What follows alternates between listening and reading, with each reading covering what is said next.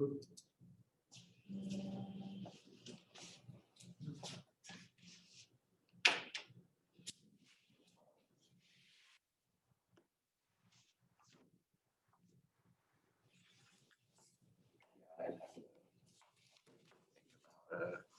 all very new to me.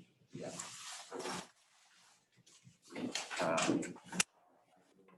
Whenever these variant things come up for me, like you're already derived categories, so it's basically just like you need to make sure the maps are compatible. Well, when I was flipping through and skimming, at some point they mentioned how like, oh, this application was doing just the Euler characteristic on derived categories. I don't. That's what it says at the end here. Yeah, I don't think. But I didn't. When we go back, I have to say this. Well, yeah, No, situation to be but I was about to say, but in those cases, Florida teachers just like, don't worry about the aquariums. Because they're like nice enough where it's just like the same as some certain stratification. The definition was so general.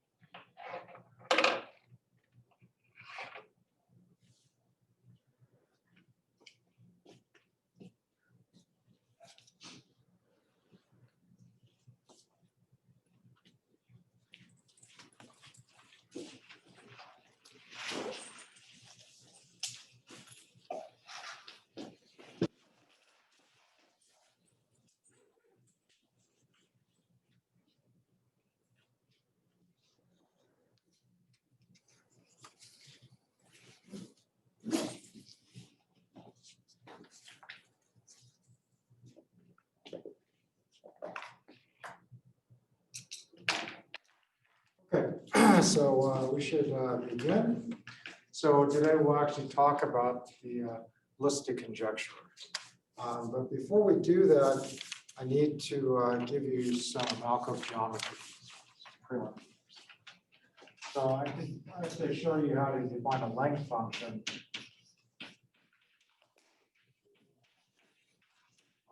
for alcoves.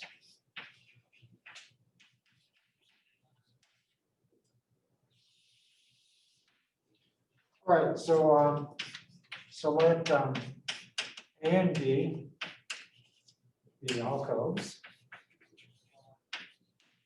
So these are sort of the open sets, kind of in the like the bottom of the CZ bar. So recall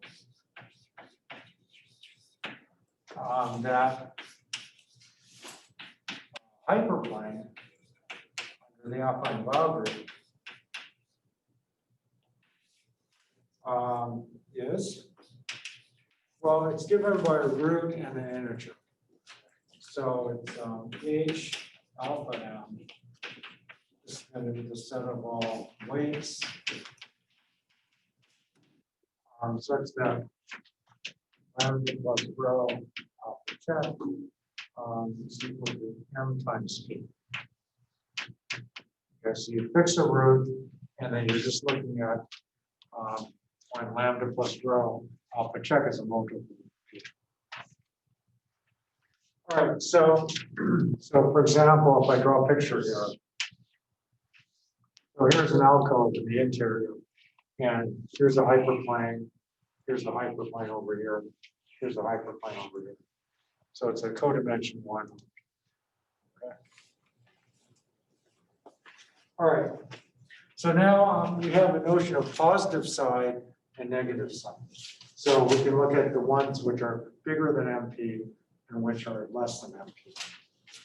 So the positive side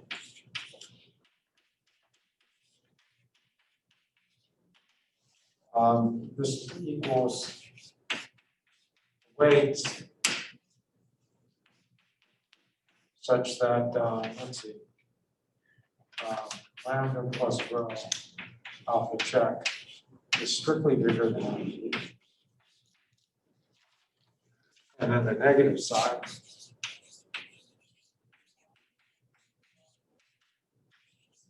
the set of all where lambda plus rho alpha check is less than. Okay, so if I take one of these hyperplanes, you can imagine there's a positive side and like a negative side, okay, depending on which way the inequality goes. All right, now what we're going to do is we're going to let SAB be the set of hyperplanes.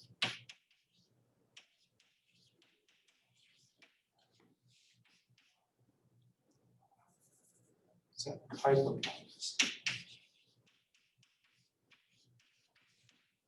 Separating A and B. All right, so let me just kind of continue this picture up here. And so I have more alcoves like this. So let's say I have something like that. Okay. So let's say this is an alcove down here, and he has an alcove down here. Okay, so you can see that the various hyperplanes which are separating A and B, namely this one over here separates the two. This one down here, okay, that's also separating the two, et cetera, et cetera. Okay. All right, so if H is in SAB, then what we do is we look at epsilon H. Okay, I'm going to define it as one of two things. It's one, if A is on the negative side of H,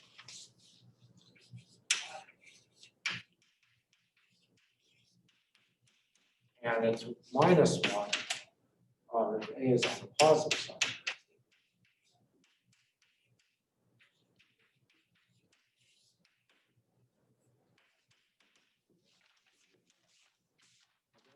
So you can actually tell, because the hyperplane is sort of separating the two. So you can look at either the negative side or the positive side. You just pick a weight in here. You test, whether it's on the negative side or the positive side of the cycle. Okay, is that pretty clear? Okay. And now I want to make a distance function from A to B. And this is just going to be the sum over all hyperplanes separating A and B of epsilon.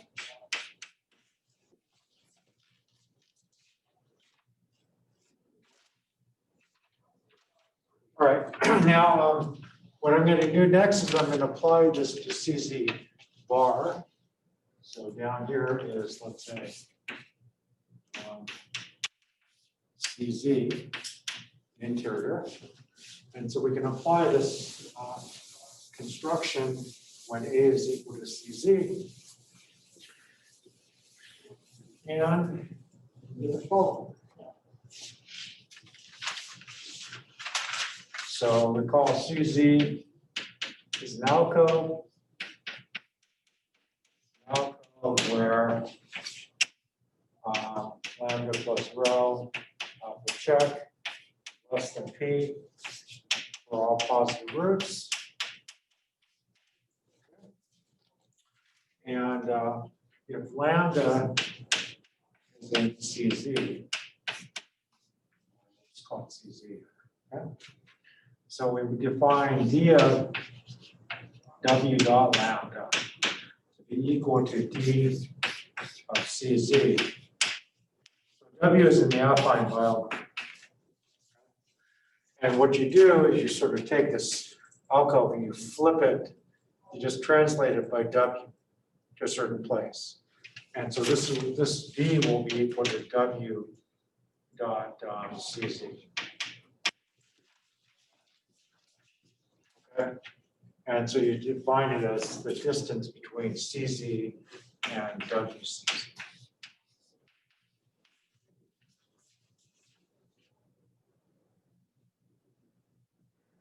Okay.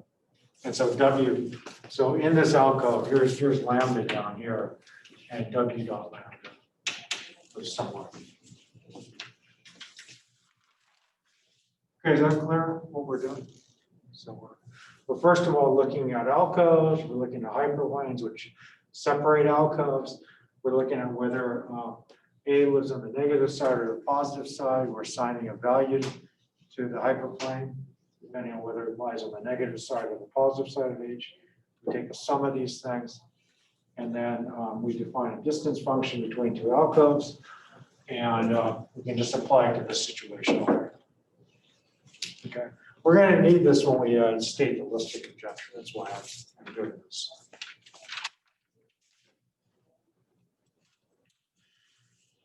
Okay. So let me do a review. So I'm going to Leave read that up for 1 sec. Sorry, just this last part here. Okay. So this is d of w lambda is equal to this.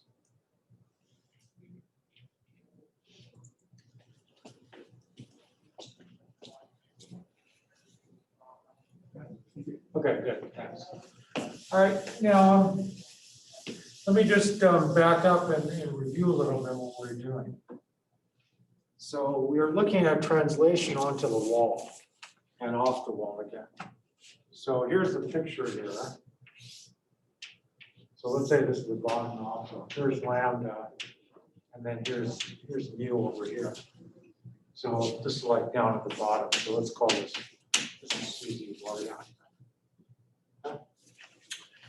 All right. Now, in order, so this is a recap. So the idea is we want to compute the character of an irreducible representation. So this turns out to be equivalent to knowing the decomposition numbers. So this is equivalent to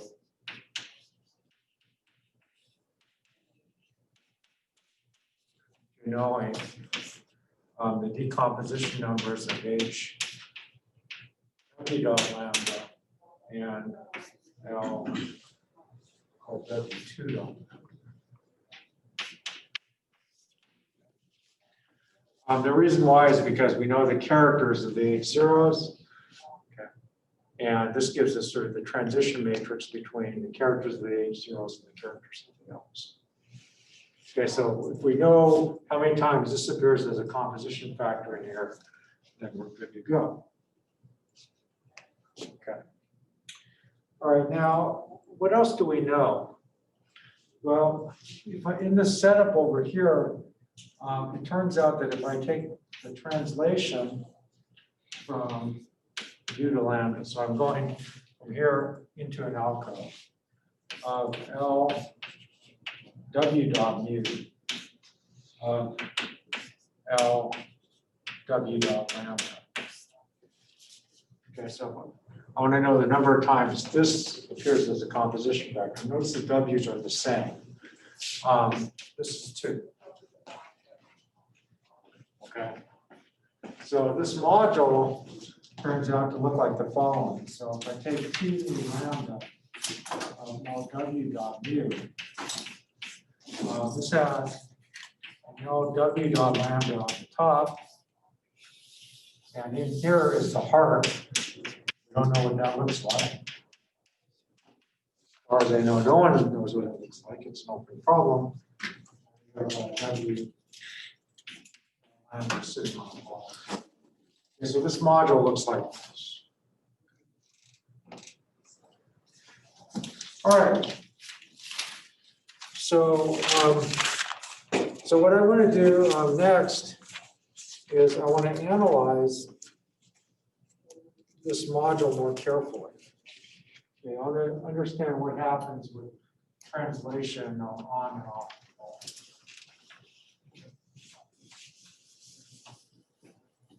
So here's what we do.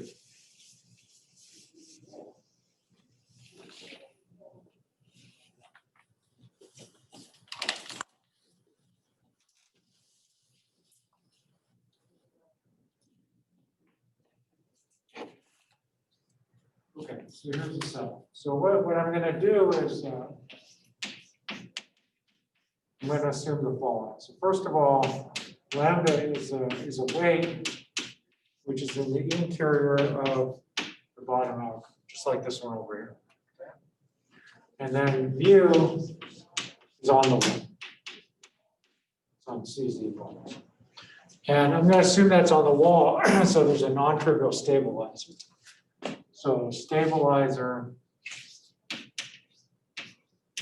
WP on mu is generated by some simple reflection S. Okay, so S is gonna just be the reflection across that wall containing that. So this is the setup. All right, so what do we know first? Well, the first thing is we know that the character of W dot lambda can be written as a sum over W prime, AW prime, the Euler characteristic on W prime.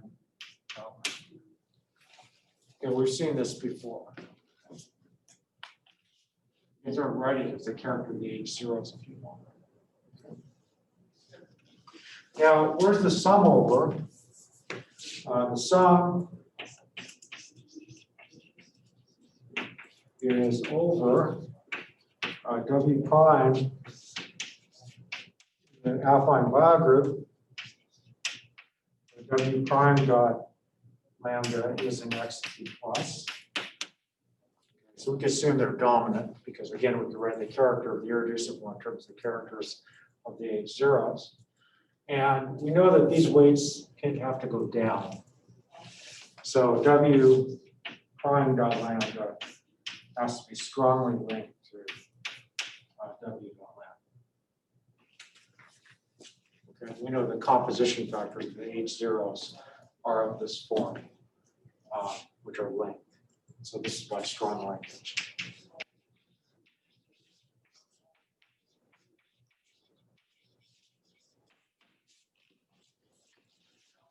All right, good. Okay, now if I translate from lambda to mu using the translation, then nothing's going to change basically. So the character, so now if I go from lambda to mu under the translation, the character of L W dot mu is going to be equal to the sum of W prime, same coefficients. So use that proposition we had before, except I have to replace the lambda here by the mu.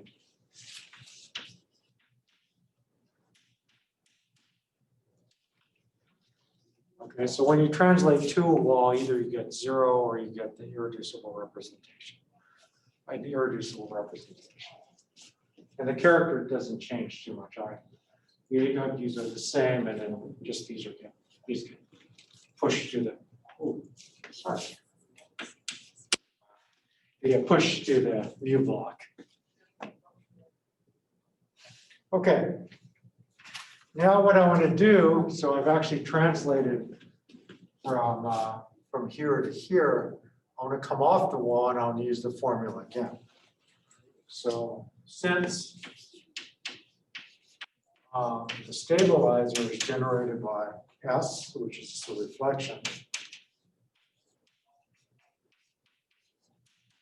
Now, if I take the character of this translated module here, so I'm going from mu to lambda of this translated module. Well, remember I have to incorporate the S inside of here, right? So basically the formula is, I'll just write it out, sum over W prime, A W W prime, I W prime dot lambda. And then I have to, so that's when I put the identity next to this. Okay. And then I also have to put the S in front of here too, from the formula. Right? So sum, again, W prime, A W W prime, chi of W prime S. Okay, so you have sort of two factors going on. Okay, so this is just a formula for off the wall. And now what I can do is I can actually pick off the irreducible representation over here. I can sort of move over the norms. This here is actually equal to, where is it? Blah, blah, blah. Here, okay. So here and here are the same. So I can now equate this. Let me put the equal sign down here. So this is the character of L W dot lambda plus this other stuff.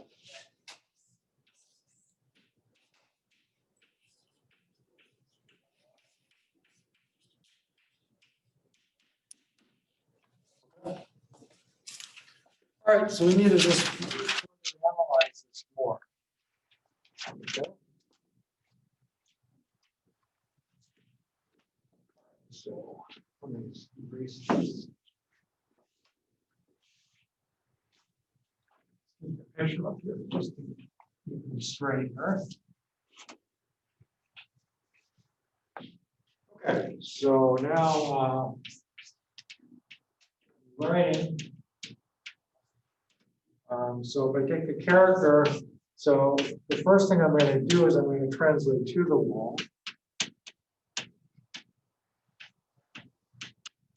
I'm going to translate this to the wall, and I'm going to translate it away from the wall. So I'm going to take the two compositions like this. All right, so let me write this out. So this is the character of now W dot lambda plus the character of WS dot lambda. Okay, so I'm basically taking the highest factor off of here. W prime is equal to W. And I'm going to take the lower one after that. Plus the summation over to the W primes of B. I'm going to just change notation a little bit. X of W prime.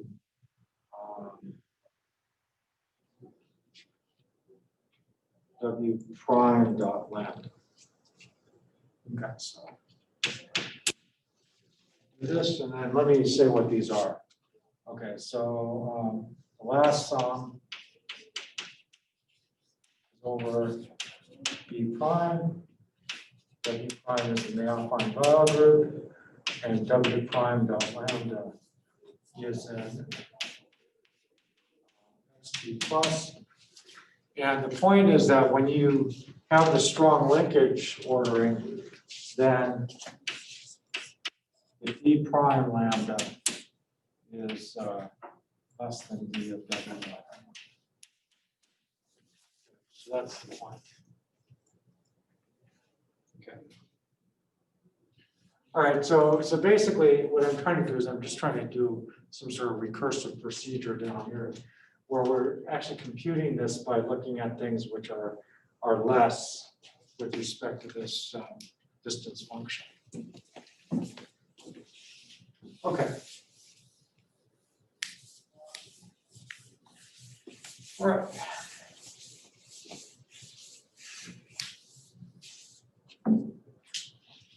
Okay, so here's what we want to do. So we would like to compute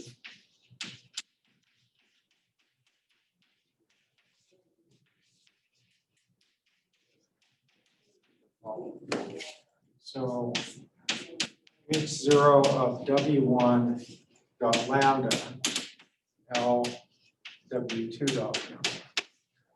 Okay, so if we can compute these decomposition numbers, we can find the characters. Okay? So we want to use using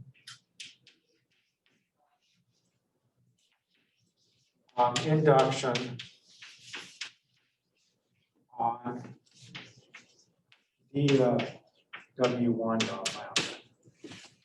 Okay, so the idea is like, we assume that we know things for things less than d of W1 dot lambda. And we'll try to get something for this one over here. Okay. All right, so suppose we have this all one such that dw1 dot lambda is less than d of w.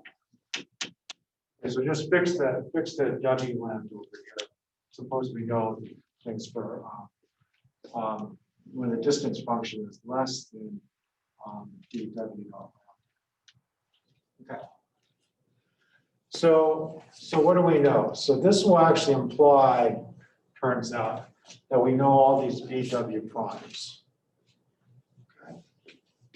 So this implies we know VW primes. The way this is actually constructed. Okay.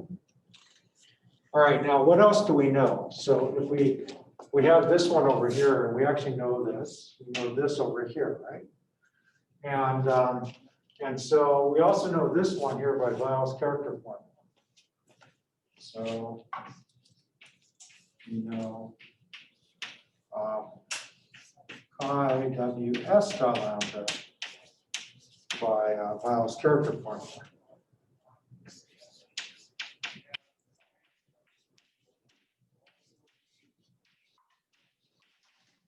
Okay, so we know these two. Yeah.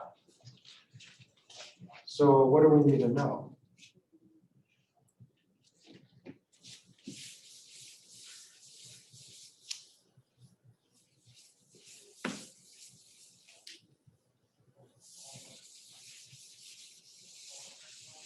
So to know the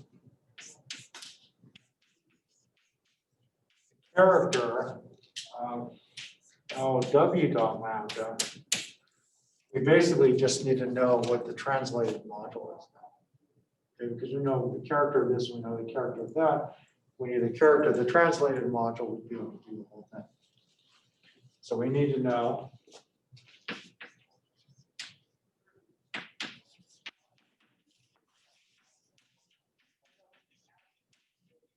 character of this translated.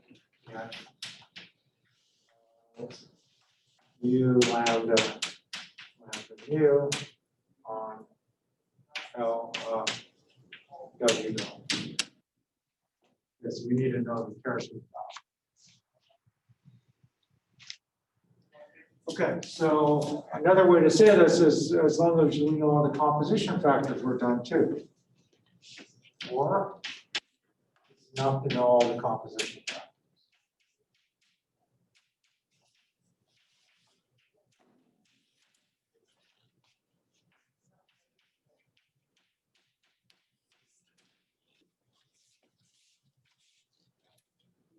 Okay.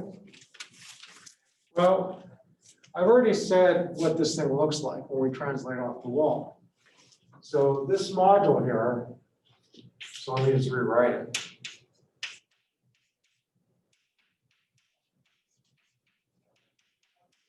So basically, this has a composition factor LW dot mu on top, and then LW dot lambda on the bottom. So LW lambda on the top, LW lambda on the bottom, and then there's this heart over here.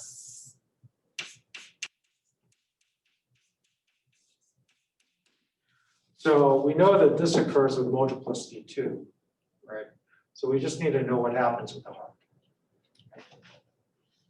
Okay. So that's the part which Anderson shows is equivalent to Lusztig conjecture. So therefore,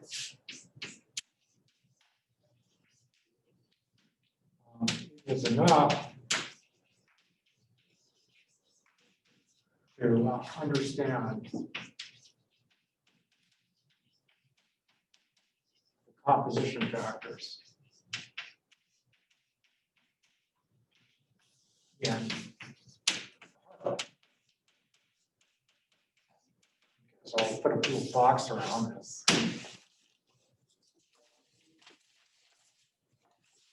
Okay. So here's the question, which we know it's not true, but we want to understand when it is true. So question. So this was actually posed by Vogan and Valenson and Bernstein.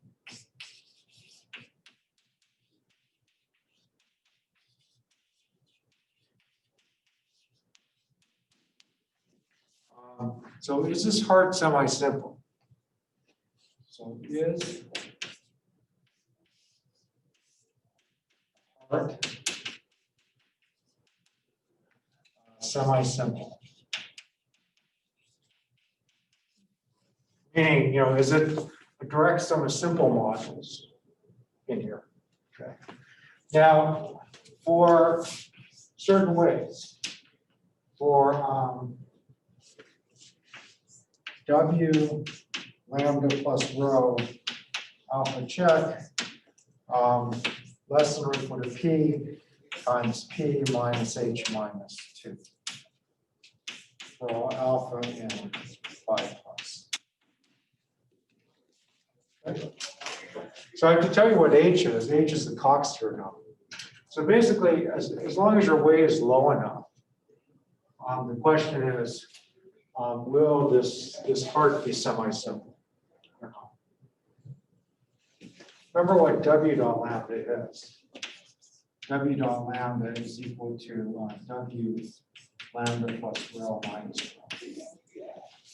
Okay, so W dot lambda is related to, of course, W lambda plus rho. You just subtract off, we add rho to W dot lambda. Okay, so this sort of makes sense.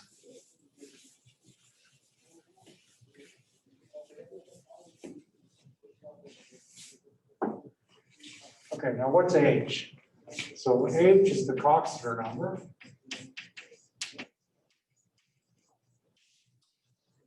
And so what I should do is I should define this. So H is equal to the inner product of rho alpha 0 check plus 1, where alpha 0 is the highest short root.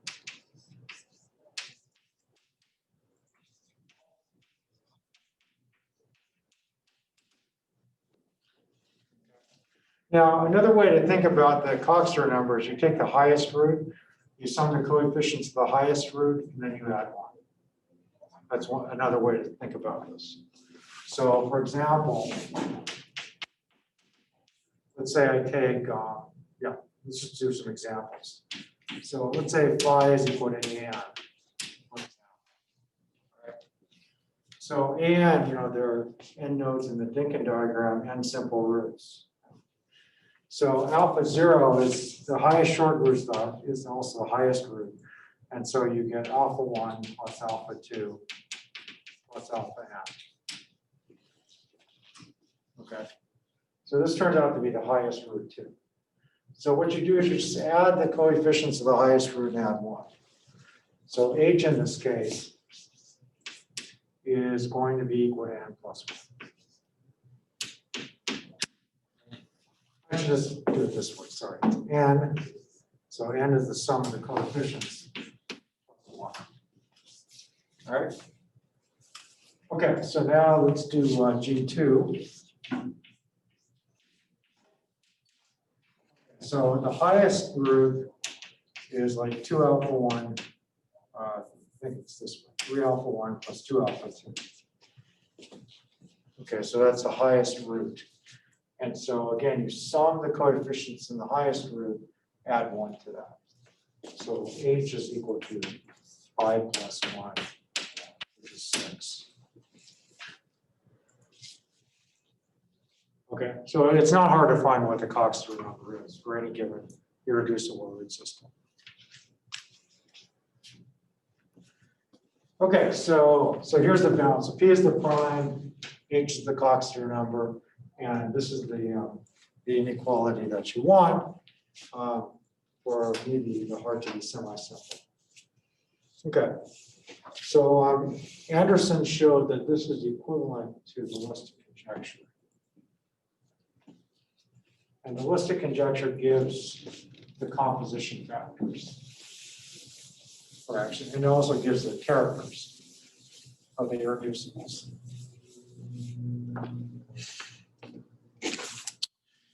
Okay, so how am I going to state it first? Okay, so I have to give you one more thing.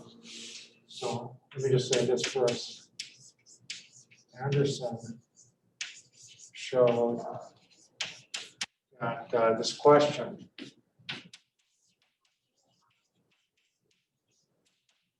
is equivalent to the Lusztig conjecture.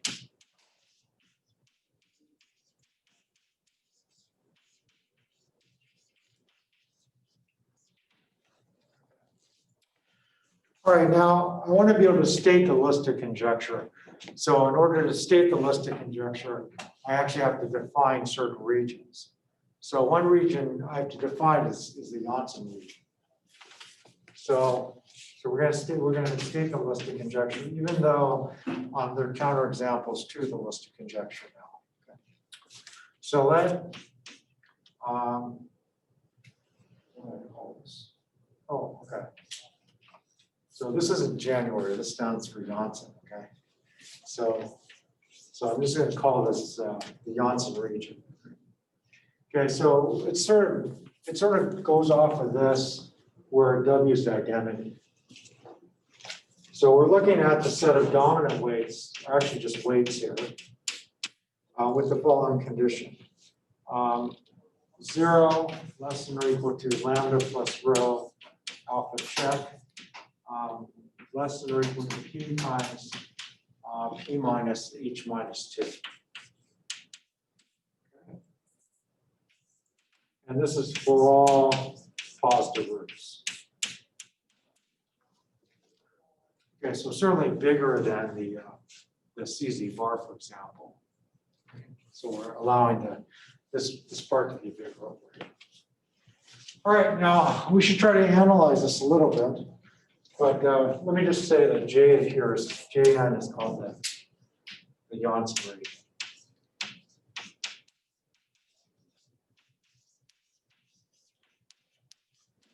Okay, now I can state the Lusztig conjecture. So if people have seen like the Lusztig conjecture for category O, this will look fairly familiar. What we do is we replace the Lusztig polynomials by Lusztig polynomials with the affine Bow group. We replace the Verma modules by the H0 lambdas.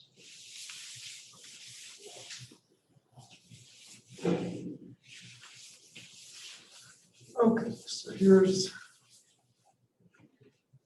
the conjecture.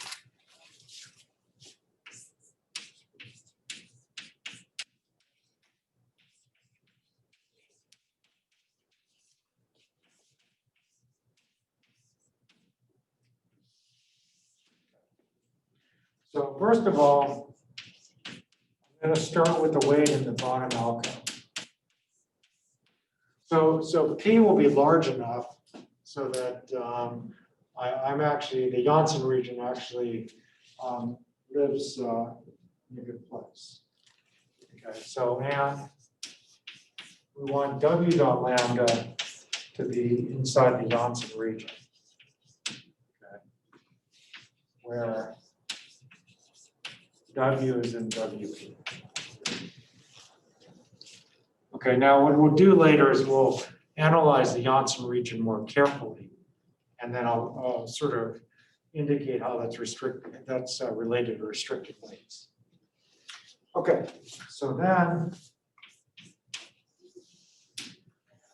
if I take the character of W dot lambda, this is the sum over affine Lagrange elements minus 1 to the d W dot lambda minus d of W prime dot lambda.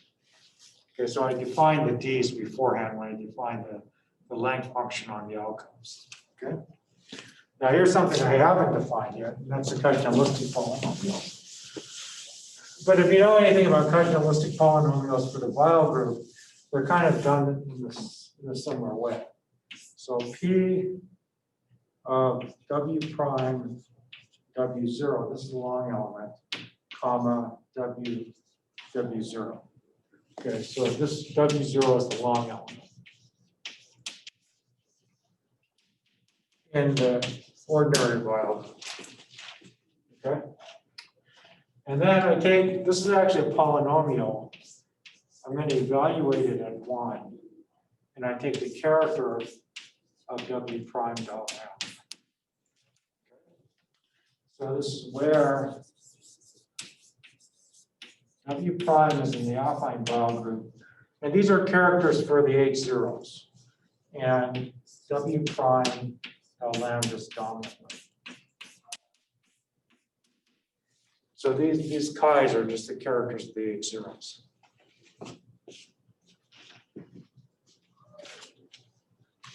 So we know the characters of the 8 zeros by Weil's character formula. So presumably these are Lusztig polynomials. So these are KL polynomials evaluated 1 for the affine Weil. Okay, so there's some combinatorial gadget.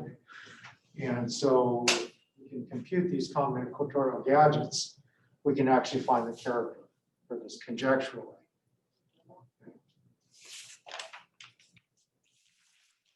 All right, so let me make a remark. So this is true for P very, very large. Can you say again what makes this different than the Lusztig conjecture? Oh, so in the Lusztig conjecture, you're in category O. These are characters of the Verma modules. These are Lusztig polynomials for the Weil group. And basically the statement's the same. Okay. Good. Okay, so let me make a few remarks. LC is true for P extremely large. Okay, so this was proved by Anderson, a bunch of people, Johnson and Searle.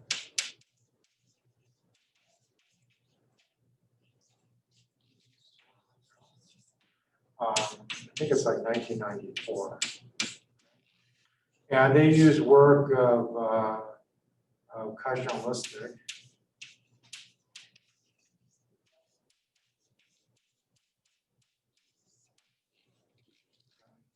I should have see it here. Okay. And Kashiwara and Hamasaki.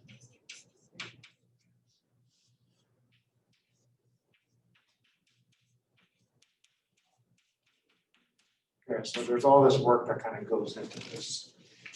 Now, when they first proved it in the 1990s, they didn't know whether there was an effective lower bound or not.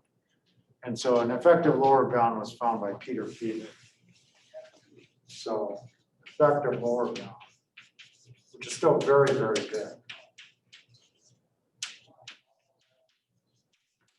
So it's found by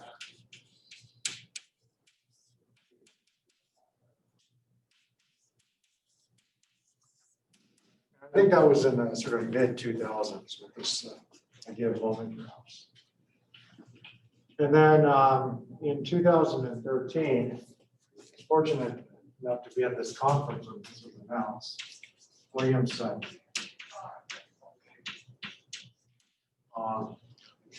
has counterexamples of this.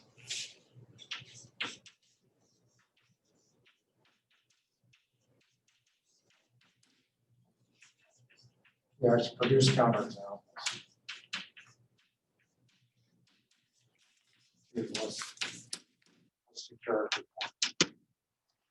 And this involves us looking around the Steinberg weight, looking at the categories.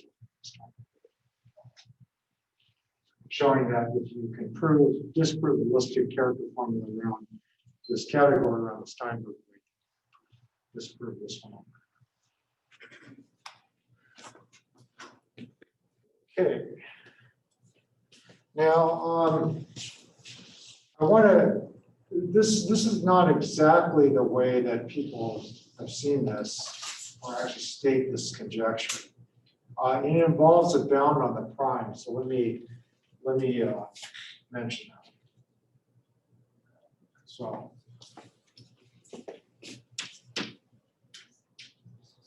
the bound on the prime is when p is bigger than or equal to h. All right, so I need to kind of give you a little bit of history on this part too. All right, so first of all, we should look at this condition. Do people have this written down? No. Okay, so let me I want to work on this just a little bit more to show you how this reduces down to the restricted region. So reduction to x1. Okay, so remember, if I know the characters of lambda, where lambda are restricted, then this implies that we know the characters of L mu for all dominant weights by the Steinberg tensor product theorem. Okay, so once we know the characters for irreducibles in the restricted region, we know the characters for all irreducible representations just because we know that if I take one of these and I write it as a twisted tensor product, in terms of restricted irreducibles, then I can just use this information and pass it across. So basically, as long as we know that the restricted region is inside the Janssen region, then I can actually use this conjecture. So when is restricted region contained inside the Janssen region? Okay, so that's a question we should ask ourselves. Because then the conjecture would actually be valid for these weights which are restricted. Okay, so let's kind of analyze this. So if I take lambda plus rho, so let's assume that lambda is a restricted weight. And now let's take lambda plus rho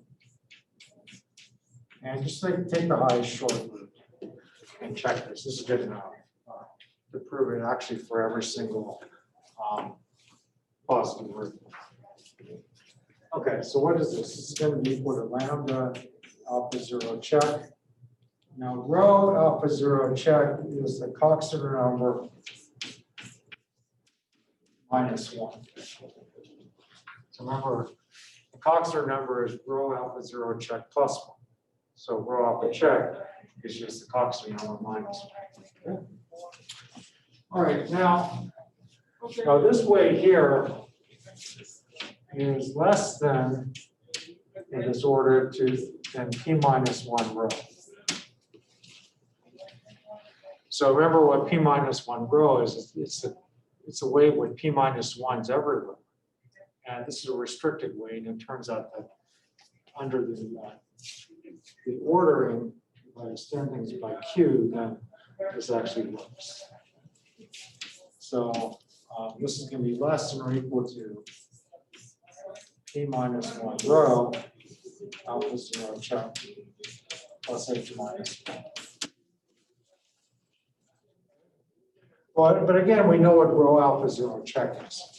So this is P minus 1 times H minus 1 plus H minus 1. Okay. So this is just P times H minus 1. So what's the point? So the point is we want, okay, so we want something in the Janssen region, right? So what is the Janssen region?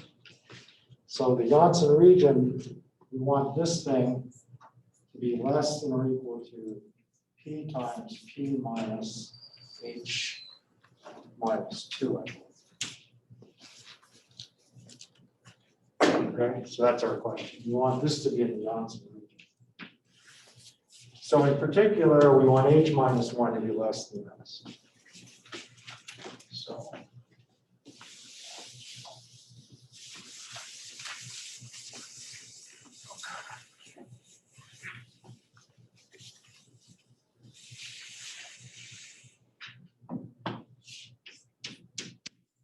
in particular,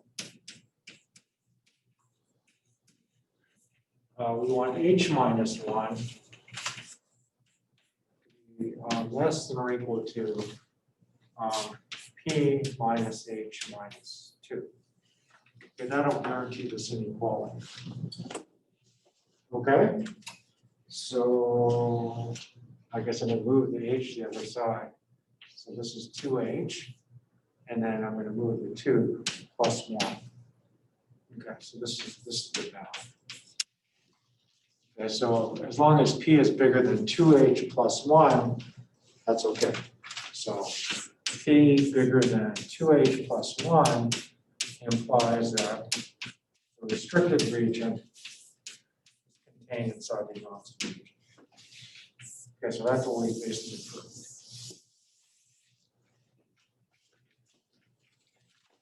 All right, and so that's how it was stated at the beginning. So Lusztig stated conjecture for P bigger than H minus 1.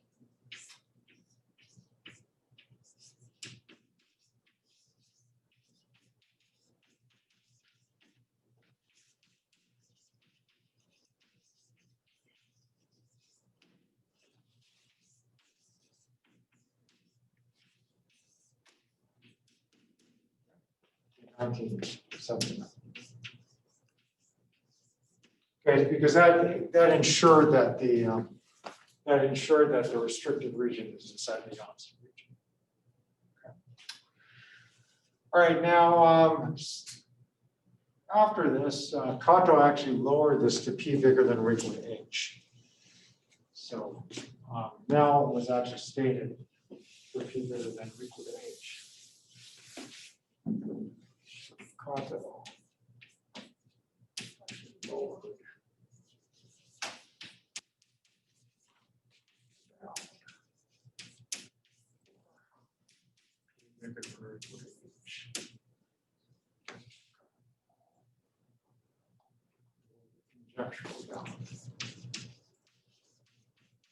Which we know is not true, but for a long time people actually thought it was true. Okay, any questions on this?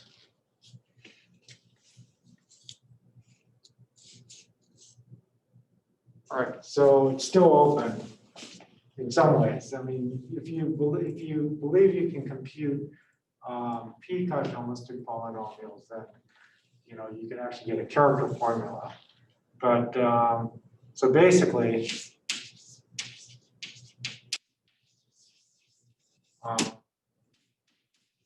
the calculation of the character, so the irreducible, sort of still open. Okay, there is a way to get this. There's a formula using these other things called p-Conjecture polynomials. But evidently, they're incredibly hard to compute. So it's not clear whether you push the problem into a problem, which is just as difficult. All right. So now what I want to do in the remaining couple of minutes is to motivate the next topic. Can I actually ask one quick thing? Sure. So the Conjecture conjectures for category O, those are actually true. Those are good. And originally that was where they used geometric representation theory, but Yes. later there's the algebraic proof. Right. So can you say anything about like what is the obstruction here that makes it different and makes it not? The affine biograph. So it's just specifically the properties of the affine file. Yes. And what makes it, let me just say a little bit more. So for the quantum group case, it's true. And the reason why the quantum group case is not as hard is because you can only take Frobenius once. Whereas, in the algebraic group case, you can iterate Frobenius as many times as you want.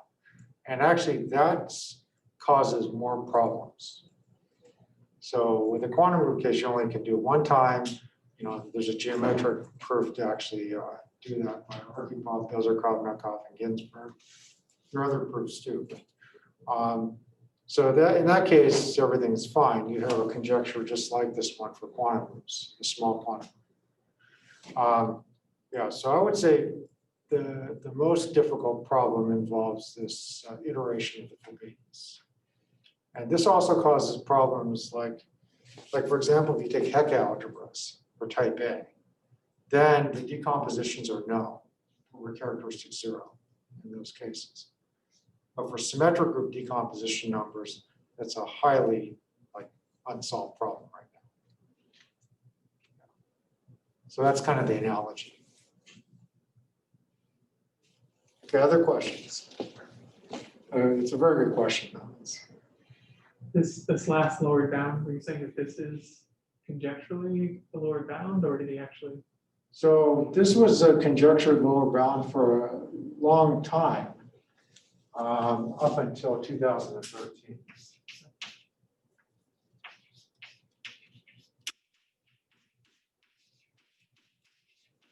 When Williamson found all those counterexamples like for type A. So for, well, let's see, 79 and 2013, people believe that this was true.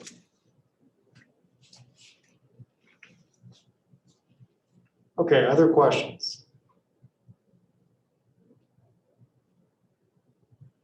Okay, so actually, I think we're out of time. So I'll introduce it. So next time, what I'm going to do is I'm going to define what are called GRT models. Okay, so we kind of know what modules are for the Frobenius kernel GR. And so what I want to do is I want to define a graded category. This turns out to be quite convenient because when you have gradings, you can keep track of the weights. The weights just don't collapse anymore, mod P. So by adding this additional torus action, you can keep track of the gradients a lot better. Right? So even though you could probably prove things for GR, it makes it easier to prove things for GRT because of the additional structure, and then you can push things down to the GR category that way. Okay, so this is a good device, a good technique to use in algebraic group representation. So I want to define these modules for you. Okay, great. So we'll see you on Wednesday.